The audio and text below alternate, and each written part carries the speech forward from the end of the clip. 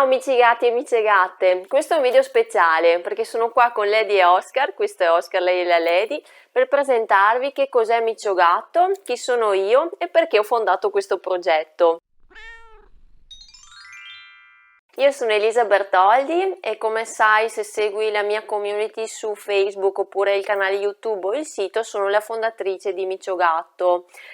Ovviamente adoro i gatti, infatti vivo assieme a due di loro che sono Oscar e la Lady. Qua c'è Oscar immerso nel sonno accanto a me, che sono diventati in realtà la mascotte del mio sito e soprattutto del gruppo Facebook dove si pubblicano tante foto di bei gatti.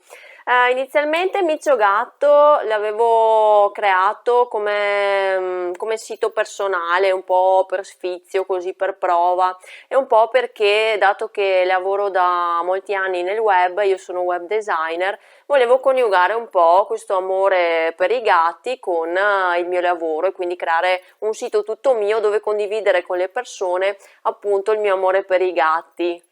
Un po' devo dire che Lady e Oscar mi hanno ispirato ovviamente, io ero abituata con una gatta solo, prima avevo la Micia e poi sono arrivati loro che sono in due e assieme ne hanno combinate di tutti i colori, cioè da piccoli mi hanno disfatto tutta la casa e quindi mi sono resa conto che due gatti, anche rispetto alla prima gatta che avevo e anche tra loro due, sono molto diversi fra loro. Hanno proprio un carattere molto personale e questa cosa è incredibile, mi dice molto sul fatto che ogni gatto sia unico e molto particolare. Oscar è qui con me, è molto più paccioccone, ve lo faccio vedere un po' meglio, vediamo un po'. Vedete che sta dormendo nella sua cuccetta, è molto più paccioccone, si lascia fare di tutto, si lascia accarezzare quando si vuole, non graffia assolutamente, non aggredisce. Invece la Lady è un po' più particolare, lei ha il suo carattere, un po' se la tira, fra virgolette, va conquistata e un po' approcciata nel modo giusto, quindi quando vuole lei, accarezzarla quando vuole lei e poi quando non vuole più allora smettere. Sono con me da 7 anni, li ho presi quando erano piccolini, sono fratello e sorella e quindi me li godo, me li tiro su. E tornando a Micio Gatto, all'inizio è nato un po' a tentoni, a tentativi, così scrivevo qualche articolo, vedevo chi lo leggeva, mi faceva piacere ricevere dei commenti, eccetera. Poi in seguito ho aperto anche la pagina su Facebook, sempre un po' così, un po' a casaccio, vedendo un po' le reazioni delle persone, condividevo un po' di video che girano su Facebook, sui gatti, video divertenti, eccetera. E poi i lettori hanno incominciato a fare delle domande sia sul sito che sulla pagina e quindi vedevo che se volevo dare una presenza sensata a Micio Gatto sul web dovevo dare un apporto più utile e più che aiutasse un po' le persone e quindi volevo impostare Micio Gatto in modo che fosse un sito serio, un sito utile, quindi non solo un blog personale ma anche dare un contributo proprio alla conoscenza del comportamento e della salute del gatto. Quindi proprio un'impronta, una zampina molto diversa rispetto anche ad altri siti che pubblicano magari un po' cavolate, notizie così che fanno scalpore sui gatti, però io volevo concentrarmi più su un servizio utile da dare alle persone, perché sui gatti c'è ancora tanta ma tanta ignoranza. Infatti il cane è divenuto un po' membro della famiglia, si è più abituati a pensarlo proprio come un qualcosa molto vicino a noi umani. Esistono tanti corsi, tante formazioni sull'educazione del cane, sul benessere del cane, come tenerlo in casa, eccetera, però il gatto invece è visto proprio in maniera diversa, è visto ancora come un animale autonomo, che non ha bisogno di particolari cure, che si arrangia, che si può lasciare entrare e uscire da casa come si vuole, quasi mezzo selvatico. Insomma, siamo ancora molto lontani da considerarlo meritevole delle attenzioni che merita, sia sulla salute che sul suo comportamento, che è ancora in fase di studio, è ancora un po' per noi misterioso, eccetera. Anche nei casi in cui il gatto è considerato parte della famiglia, come ad esempio nel mio caso, Anche qui un po' perché a differenza del cane mantiene un po' il suo lato istintivo, un po' particolare, un po' perché facciamo proprio fatica a capirlo, facciamo fatica ad approcciare con lui, a volte si creano dei problemi di convivenza perché non è trattato da gatto e non c'è la conoscenza proprio della sua natura, del suo istinto. Quindi secondo me c'era bisogno anche su web di un'informazione corretta che creasse proprio la consapevolezza che quando si va ad accogliere un gatto in casa bisogna conoscere un po' tutti i suoi aspetti del carattere, della personalità, della sua salute, e anche ad esempio il motivo di alcuni atteggiamenti del gatto, che magari lascia i suoi bisogni in giro, oppure come quando abbiamo a che fare con un gatto che ancora non si fida di noi, magari tende a graffiare di più, capire perché ci distrugge la casa, perché sgraffia ovunque, perché si fa le unghie dappertutto, eccetera, e anche come pensare al meglio al suo benessere, alla sua alimentazione, ad esempio, quindi i cibi che gli fanno bene, cosa dargli, cosa non dargli, crocchette, cibo umido, perché il gatto deve bere tanto, qual è la lettiera che può essere più adatta, insomma un sacco di questioni su cui spesso noi umani non siamo preparati perché conosciamo ancora poco questi felini. Volevo insomma far capire che avere un gatto non è semplicemente dargli del cibo nella ciotola e coccolarlo, accarezzarlo. Che bello che sei! Non è solo coccolarlo e accarezzarlo, ma bisogna anche tenere presente il suo istinto felino, il motivo per cui si comporta in un determinato modo, perché se noi non sappiamo interpretare il suo comportamento, i suoi modi e proprio la sua natura, non sappiamo neanche come reagire di fronte a problematiche che si possono presentare in casa, come lasciare i bidoni in giro, eccetera, o il graffiare dappertutto. Io stessa lavorando a Micio Gatto mi sono informata molto bene, sto imparando sempre di più e soprattutto dopo che ho iniziato a collaborare con il dottor Valerio Guigi, che è veterinario, e con la dottoressa Elena Borione, che è veterinaria comportamentalista, che adesso collaborano entrambi per la stesura degli articoli su Micio Gatto e anche sul sito, sul gruppo Facebook di Micio Gatto.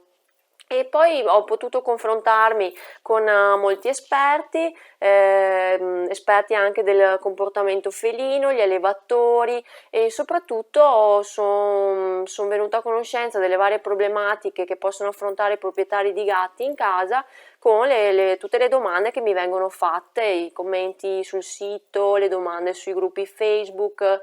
E quindi Micio Gatto è cresciuto molto in questo senso. È diventato proprio un aiuto a tutti quei proprietari di gatti che hanno bisogno di capirne di più, in modo da poter esprimere nel miglior modo l'amore che comunque hanno per queste creature, per questi felini, ma esprimerlo nel modo corretto, quindi senza snaturare il gatto, con rispetto verso la sua natura felina e verso la sua natura vera e propria.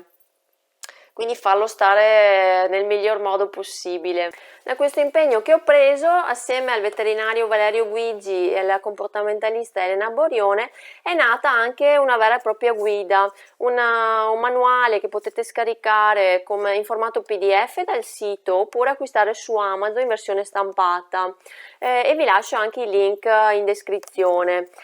Qui ho raccolto le 10 problematiche più comuni per cui ricevevo domande dai miei lettori, quindi ad esempio il gatto è aggressivo, cosa devo fare,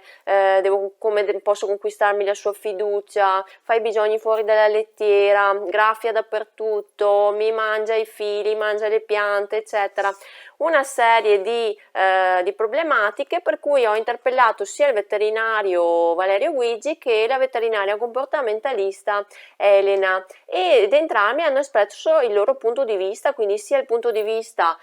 comportamentale sia il punto di vista della salute. Vi devo dire che mia mamma, quando ha letto questo manuale, mi ha detto: ma io non pensavo che un gatto potesse avere tante tali problematiche sia di salute che comportamentali,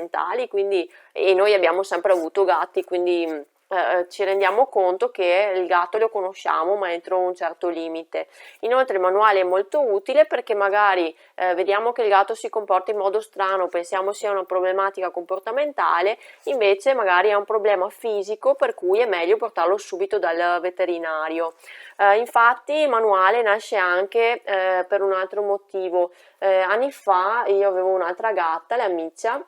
e è venuta a mancare a un certo punto, prima che prendessi Lady e Oscar,